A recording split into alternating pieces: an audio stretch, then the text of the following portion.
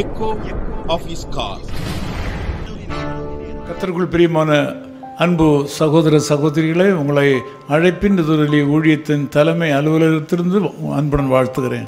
ప్రభునందు ప్రియమైన సహోదర సహోదరి మిమ్మల్ని ప్రతిధ్వనించి పిలుపు మా హెడ్ క్వార్టర్స్ నుంచి మిమ్మల్ని అందరిని ఆహ్వానిస్తున్నాను. ஏராளமான సహోదర సహోదరిகள் இங்கு பணியாற்றுகிறார்கள். ఇక్కడ ఎంతో మంది సహోదర సహోదరులు పనిచేస్తున్నారు, మాతో கடுமையாக உழைக்கிறார்கள். వాళ్ళు ఎంతో కష్టపడి పనిచేస్తున్నారు. ஆண்டவர் இயேசு தம்முடைய இதயத்தில் எதை நினைக்கிறாரோ அவற்றையெல்லாம் நிறைவேற்றுவதற்கு இந்த மக்கள் அரும்பாடுபடுகிறார்கள். ప్రభు యేసుక్రీస్తు ఆయన హృదయంలో ఏం ఆలోచిస్తున్నాడో దానిని వాళ్ళు తెచ్చుకునే దానికి మాకు ఎంతో ప్రయత్నం చేస్తున్నారు. ஏசாயா 56 அதிகாரம் 1-2 వచనங்களிலே యెషయా గ్రంథం 56వ అధికారం 1-2లో ఇలా రాయబడింది. பாக்கியவான்களாய் மாறுவதை குறித்து வேதம் சொல்கிறது. భాగ్యవంతులుగా ఎలా మారాలో అని రాయబడి ఉన్నది. இந்த வார்த்தைகளை தேவனுடைய ஆவியானவர் நமக்கு கொடுத்திருக்கிறார். ఈ వచనాలని ప్రభు పరిశుద్ధాత్మ దేవుడు మనకిచ్చాడు.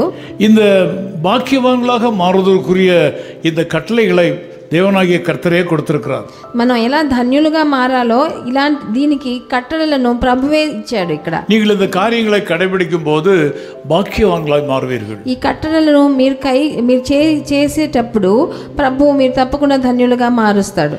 இதை இன்றே நீங்கள் செய்து பழக வேண்டும். ఈ రోజే మీరు ప్రారంభించాలి చేయడం. இந்த காரியங்கள் ஆசீர்வாதங்கள் உங்களுக்கு சமீபத்தில் இருக்கிறது என்று ஆண்டவர் சொல்கிறார். ఈ ఆశీర్వాదాలు మీకు సమీపంగా ఉన్నాయని ప్రభు సెలవిస్తున్నాడు. இந்த காலையிலே நீங்கள் கைக்கொள்ள வேண்டிய காரியங்கள் 2. మీరు చేయవలసిన కార్యాలు 2. நீங்கள் நியாயத்தை கையாள வேண்டும் என்று கர்த்தர் சொல்கிறார். మీరు న్యాయం చేసేదాన్ని పాటించాలి. நீங்கள் நீதியை செய்ய வேண்டும் என்று ஆண்டவர் எதிர்பார்க்கிறார். మీరు మిగతా వాళ్ళకి నీతి చేయాలని ప్రభు సెలవిస్తున్నాడు. இந்த வசனங்களை படிப்பீர்களானால் இவற்றை பற்றி கொண்டிருக்க வேண்டும் என்று கர்த்தர் சொல்கிறார். దీనిని గట్టిగా పట్టుకొని ఉండాలని ఈ వచనాల్లో సెలవిస్తున్నారు. நீங்கள் உறுதியாய் அதிலே இருக்க வேண்டும் என்று ஆண்டவர் எதிர்பார்க்கிறார். దానికి శ్రద్ధతో దాంట్లో నడవాలని ప్రభు సెలవిస్తున్నాడు. நீங்கள் நியாயம் செய்ய வேண்டும்.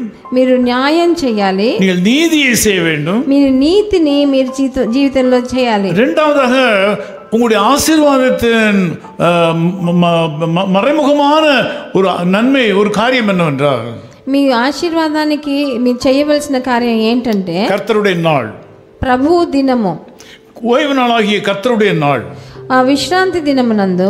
இந்த வசனங்கள் நமக்கு மிக தெளிவாய் சொல்லுகின்றன. ఈ వచనాలు మనకు చాలా క్లియర్ గా చెప్తున్నాయి. இந்த நாளை நாம் ஆசரிக்க வேண்டும். మన విశ్రాంతి దినాన్ని మీరు తప్పకుండా పాటించాలని, இதை நாம் ஆசரிக்க வேண்டும், செலிப்ரேட் பண்ண வேண்டும். దాన్ని ఆచరించాలి, దాన్ని సెలబ్రేట్ చేయాలి. మనం இந்த கர்த்தருடைய நாளை நாம் பரிசுத்த குலைச்சலாக்க கூடாது. దాంట్లో ఆ విశ్రాంతి దినాన్ని దానికున్న పరిశుద్ధతని మనం చెడిపివేయకూడదు. உலக பிரகாரமான காரியங்களை செய்கிறதிலிருந்து நீங்கள் விடுதலை பெற வேண்டும். లోక ప్రకారమైన కార్యాలను ఆ రోజు మీరు చేయడం వదిలిపెట్టేసేయాలి. உங்களுடைய சொந்த வேலைகளை செய்யக்கூடாது என்று ஆண்டவர் சொல்கிறார். మీ సొంత విషయాలని పనులను మీరు చేయకూడదు. 6 நாளும் வேலை செய்யுங்கள். 6 రోజులు మీరు పని చేయండి. பகலிலே வேலை செய்யுங்கள். పగల్లో పని చేయండి. இரவிலே ஓய்வு எடுங்கள். రాత్రులు నిద్రపోండి. 7ஆம் நாளிலே நீங்கள் ஓய்ந்திருக்க வேண்டும். 7వ రోజు మీరు విశ్రాంతి తీసుకోవాలి. அந்த நாள் கர்த்தருடைய நாள். అది ప్రభువు దినంగా పాటించాలి. நீங்கள் உங்கள் நேரத்தை நீங்கள் சார்ந்திருக்கிற உங்கள் தேவாலயத்தில் செலவிட வேண்டும். మీరు ఏ సంఘానికి వెళ్తున్నారో ఆ సంఘంలో మీరు ఆ రోజు గడపాలి. இதை மிஞ்சி செய்கிற காரியங்கள் எல்லாவற்றையும் பொல்லாப்பு செய்தல் என்று வேதம் சொல்கிறது. దీనికి మించి మీరు ఏం చేసినా అది హానికరం అని ప్రభు సెలవిస్తున్నాడు. இந்த கர்த்தருடைய நாளை நீங்கள் சரியான விதத்தில் கடைபிடிப்பீர்களானால், ఈ విశ్రాంతి దినమును మీరు సరిగ్గా మీరు గైకొంటే, இந்த நாளில் உங்கள் சொந்த வேலைகளை செய்யாமல் இருப்பீர்களானால், ఆ రోజు మీ సొంత కార్యాలను చేయడం వదిలేసేస్తే, இந்த நாளில் உங்கள் சொந்த பேச்சை பேசாமல் இருப்பீர்களானால், ఆ రోజు మీ సొంత మాటలను మాట్లాడకుండా ఉంటే, உங்கள் கால் விரும்புகிற எந்த இடத்திற்கும் செல்லாமல் இருப்பீர்களானால், మీ కాలు ఎక్కడ తీసుకెళ్తుందో అక్కడ వెళ్ళకుండా ఉంటే, தேவனுடைய ஆலயத்தை நாடுவீர்களானால், మీరు మీ దేవాలయానికి వెళ్ళి అక్కడ ఉంటే, தேவனுடைய ஊழியத்தையே இந்த நாளிலே செய்வீர்களானால், ఆ పరిచర్యను మట్టుకే ఆ రోజు మీరు చేస్తే, நீங்கள் மற்ற நாட்களில் நீங்கள் திட்டமிட்டு உலக பிரகாரமான காரியங்களுக்கு செயல்படுவது போல ఈ లోక ప్రకారమైన కార్యాలని మీరు మిగతా 6 రోజులు చేసేలాగే இந்த கர்த்தருடைய நாளிலே நீங்கள் செயல்படுவீர்களானால் విశ్రాంతి దినంలో కూడా అట్లాగే మీరు உங்களுக்கு ஆசீர்வாதமான எதிர்காலத்தை கொடுப்பார். అలాంటప్పుడు మీకు ఆశీర్వాదమైన మీకు మీ భవిష్యత్తుని ఇస్తాడు. உங்களுக்கு தீர்க்காயுசு கிடைக்கும். మీకు దీర్ఘాయుష్ని ఇస్తాడు. உங்களுடைய வருமானம் பெருகும்.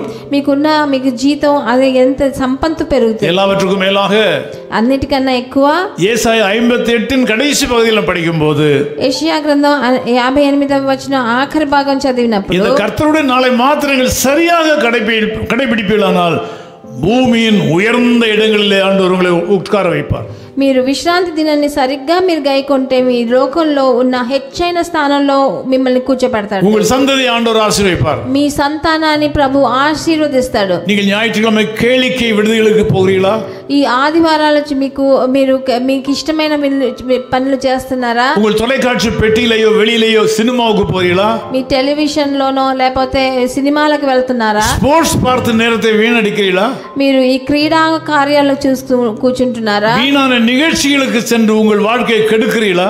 అక్కర్లేని విషయాలకు వెళ్ళి మీ సమయాన్ని వేస్ట్ చేస్తున్నారా? கர்த்தருடைய நாளிலே விழாக்களுக்கு செல்கிறீர்களா? ఆ ప్రభు రోజు వందున విశ్రాంతి దినంలో సొంత పండగలు చేసుకుంటున్నారా? கர்த்தருடைய நாளிலே குடும்ப நிகழ்ச்சிகளை நடத்துகிறீர்களா?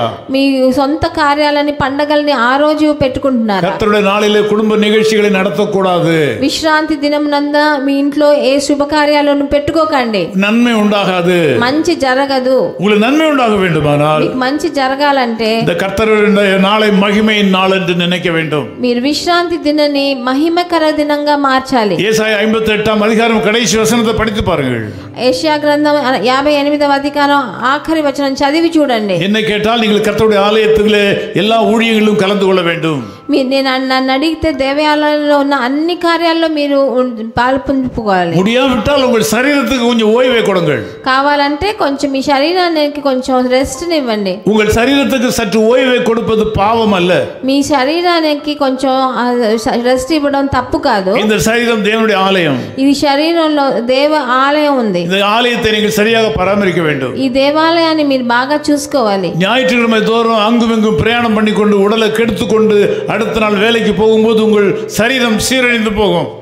ఆదివారం అక్కడికి ఇక్కడికి తిరిగేసి మళ్ళీ సోమవారం మీరు పనికి వెళ్ళినప్పుడు మీ ఆరోగ్యం క్షీణిస్తుంది. అదే వేళలో కర్తరుடைய నాళ్ళని మీరు ఊழிయం செய்தால் అదే మీ విశ్రాంతి దినంలో మీరు పరిచర్య చేస్తే உங்களுக்கு புது பலன் கிடைக்கும். మీకు కొత్త బలం శక్తి వస్తుంది. நீங்கள் பாக்கியவான்களாய் மாறுவீர்கள். మీరు ధన్యులుగా మారతారు. நீங்கள் பாக்கியவான்களாய் மாறுவீர்கள். మీరు ధన్యులుగా మారతారు. இன்றைக்கே நீங்கள் தீர்மானித்து பாருங்கள். ఈ రోజే మీరు తీర్మానం తీసుకోండి. இனிமேல் கர்த்தருடைய நாளிலே நான் வேறு வேலை செய்வதில்லை என்று தீர்மானிங்கள். నేను ఆదివారం వేరే కార్యం చేయనని మీరు తీర్మానించండి. கர்த்தருடைய காரியங்களுக்கு முக்கியத்துவம் கொடுங்கள். ప్రభువు కార్యాలనికి ముఖ్యత్వం ఇవ్వండి. உங்கள் தேவாலயத்தின் காரியங்களை கவனியுங்கள். మీ సంఘ కార్యాలలో మీరు పాల్పంపులు చేయండి. உங்கள் போதகருக்கு ஏதாவது செய்ய வேண்டுமா என்று கேட்டு செய்யுங்கள். మీ సేవకుడికి ఏదైనా చేయనా అని అడిగి చేయండి. உங்களுக்கு தீர்க்காயுசு கிடைக்கும். మీకు దీర్ఘాయుష్ని ఇస్తాడు ప్రభు. நல்ல கல்வி கிடைக்கும். మీకు మంచి చదువు உயர்ந்த அந்தஸ்து கிடைக்கும் என்று வேதம் சொல்கிறது. మీ జీవితంలో పెద్ద అంతస్తుకి వెళ్తారు.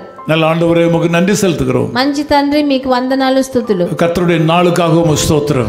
మీరు విశ్రాంతి దినాన్ని బట్టి మీకు స్తుతులు. ஆண்டவர் கர்த்தருடைய நாளிலே நாங்கள் சொந்த வேலையை செய்யாதபடி உம்மை உறுதியாய் பற்றிக்கொள்ள கிருபை தாரும். విశ్రాంతి దినంలో మా సొంత కార్యాలు చూడకుండా మిమ్మల్ని రూఢిగా పట్టుకునేదానికి మాకు సహకారం చేయండి. நன்மையான காரியங்களை செய்ய கிருபை தாரும். మంచి కార్యాలను చేసేదానికి எல்லாரும் சேர்ந்து தேவனுடைய ஆலயத்திலே மகிழ்ந்து உம்மை துதிக்க கிருபை தாரும். మేమందరం కలిసి మీ దేవాలయంలో మిమ్మల్ని స్తుతించే எல்லாரும் சேர்ந்து தேவாலயத்திலே சேர்ந்து உம்மை ஆராதிக்க கிருபை தாரும். మేమందరం కలిసి మిమ్మల్ని ఆరాధించే உம்மை தொழுது கொள்ள கிருபை தாரும். మీకు స్తుతులు చేసే దునంగా வேதத்தை சுமந்து வர கிருபை தாரும்.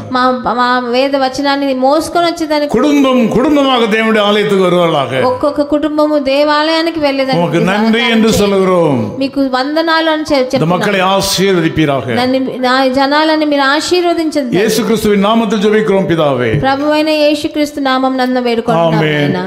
ఆమేన్. அவரும் நாமல் எல்லாரும் கூடி மகிழ் கொண்டாடு ஓ அவாரும் நாம் எல்லாரும் கூடி மகிழ் கொண்டாடுவோ சற்றுமா சில்லானம் இயேசுநாதரை வாழ்த்தி பாடுவோ மகிழ் கொண்டாடுவோ மகிழ் கொண்டாடுவோம், மகிழ் கொண்டாடுவோம், மகிழ் கொண்டாடுவோம். தாரகமற்ற ஏழைகள் தழைக்க நாயனார், இந்த தாரணியிலே மனுவதாரம் ஆயினார். மகிழ் கொண்டாடுவோம், மகிழ் கொண்டாடுவோம், மகிழ் கொண்டாடுவோம், மகிழ் கொண்டாடுவோம். His Call Ministries, 10 Muhammad Abdullah 2nd Street, opposite International Cricket Stadium, Chepauk, Chennai 600005, India. Phone 9144-2852-8282. Mobile phone and WhatsApp 91-98412-71858.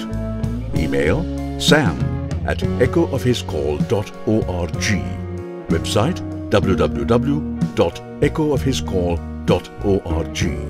God bless you.